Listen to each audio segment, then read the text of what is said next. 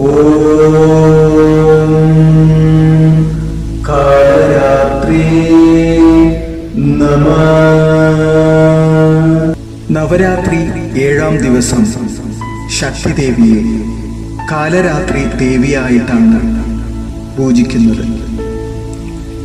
ശക്തിദേവിക്ക് കാളരാത്രി എന്ന പേര് ലഭിച്ചത് കാള എന്നാൽ ഇരുണ്ടത് എന്നും രാത്രി എന്നാൽ അജ്ഞാനം എന്നുമാണ് അർത്ഥമാക്കുന്നത്.